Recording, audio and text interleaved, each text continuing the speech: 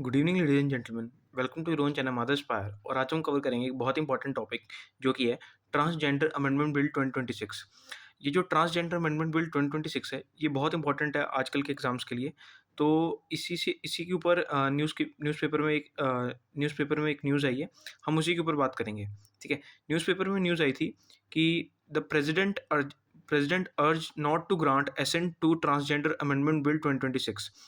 अब transgender amendment bill पढ़ने से पहले हमें एलजीबीटीक्यू प्लस कम्युनिटी के बारे में पता होना चाहिए।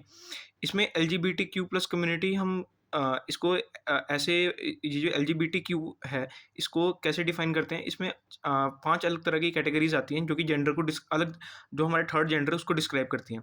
जैसे L for lesbian, G for gay, B for bisexual, T for transgender and Q for queer. अब इसके बाद इसके अंदर जो डिफरेंट मॉडिफिकेशंस आती हैं जेंडर की, उसको हम प्लस में ऐड कर देते हैं। तो इसीलिए इसमें एलजीबीटीक्यू प्लस आता है। ठीक है। तो इसलिए ये एलजीबीटीक्यू प्लस कम्युनिटी है। अब हमें पता होना चाहिए कि जो ट्रांसजेंडर अमेंडमेंट बिल है ये क्या है। अब इसी एलजीबीटीक्यू कम्युनिटी में से जो एक ट्रांसजेंडर वाला जो एक पर्टिकुलर जेंडर है, उसी के अंदर ये ट्रांसजेंडर अमेंडमेंट बिल आता है। ठीक है। अब ये जो ट्रांसजेंडर अमेंडमेंट बिल 2026 हमें ये पता होना चाहिए क्या है। अब ट्रांसजेंडर से मतलब क्या है? ट्रांसजेंडर से मतलब है कोई ऐसा मेल जिसको ऐसा लगता है कि उसके अंदर फीमेल क्वालिटीज़ हैं, कि वो फीमेल की तरह उसको फ़ील होता है, और कोई ऐसी फीमेल जिसको मेल की तरह फ़ील होता है। ठीक है? तो इसी पर्टिकुलर चीज़ को हम बोलते हैं ट्रांसजेंडर। ठीक है? अब ट्रांसजेंडर अमेंडमेंट बिल 2026 में क्या बोला गया है? सबसे पहले हम इसकी हिस्ट्री के ऊपर बात करेंगे। इसकी हिस्ट्री 2014 से स्टार्ट होती है। 2014 में सुप्रीम कोर्ट के अंदर एक केस हुआ था, जो था NALSA versus union of India. Supreme court ने इसका रिजल्ट दिया था कि जो लीगल रिकॉग्निशन है वो ट्रांसजेंडर कम्युनिटी को वो दी जाएगी। सबसे पहले जो 2014 में सुप्रीम कोर्ट ने NALSA versus union of India case में रिजल्ट दिया कि लीगल रिकॉग्निशन दी जाएगी ट्रांसजेंडर कम्युनिटी को, और उनको as well as third gender का रिकॉग्निशन भी दिया जाएगा। First gender is male, second gender is female and third gender is others which is given to the transgender community. ठीक है। तो 2014 में NALSA versus union of India case में result आया था कि लीगल रिकॉग्निशन दी जाएगी ट्रांसजेंडर कम्युनिटी को, एज वेल एज इनको थर्ड जेंडर रिकॉग्निशन भी दी जाएगी। ठीक है। लेकिन अब गवर्नमेंट ने जैसे कि सुप्रीम कोर्ट ने ये केस की सुनवाई ये करी, उसके बाद गवर्नमेंट ने इसके ऊपर एक रूल बनाया, ट्रांसजेंडर एक्ट 2019।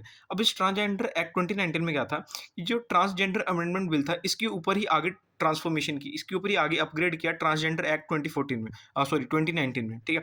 इसके अंदर एक चीज़ थी, ये जो हमारा जो हम NALSA versus union of India case था, इसमें एक चीज़ सामने निकल के आई थी कि राइट टू सेल्फ आइडेंटिफिकेशन।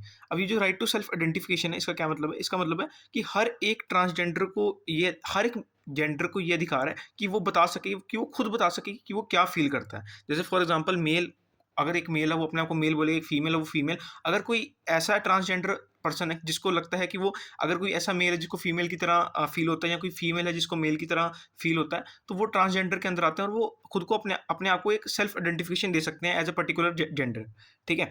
तो यही चीज़ की बात की गई थी NALSA versus union of India case के रिजल्ट में, और यही चीज़ आगे आई ट्रांसजेंडर एक्ट 2019 में। लेकिन अब जो ट्रांसजेंडर अमेंडमेंट बिल 2026 आ रहा है, इसके अंदर इसको अबॉलिश करने की बात की जा रही है। एक मेजर चीज़ ये प्रपोज हुई है कि इसके अंदर चेंज किया जाएगा, अब यही जो सेल्फ आइडेंटिफिकेशन ऑफ जेंडर, इसको अबॉलिश कर दिया जाएगा। ठीक है। तो ये बहुत इंपॉर्टेंट चीज़ है, हमें इसके बारे में पता होना चाहिए कि इसको अबॉलिश करने की बात की गई है। लोकसभा और राज्यसभा ने ये बिल को पास कर दिया है। अब इसके बाद प्रेसिडेंट के ऊपर है। अगर प्रेसिडेंट ने ये बिल पास कर दिया, तो उसके बाद ये रूल बन जाएगा हमारे इंडिया में कि ये जो राइट टू सेल्फ आइडेंटिफिकेशन, इसको पूरी तरह बैन कर दिया जाएगा। तो इसी के लिए जो ट्रांसजेंडर कम्युनिटी के लोग हैं वो लड़ रहे हैं, वो बहुत सारे स्ट्राइक्स और धरने कर रहे हैं कि ऐसा नहीं होना चाहिए। अगर ऐसा हो गया तो फिर उनका राइट टू सेल्फ आइडेंटिफिकेशन चला जाएगा।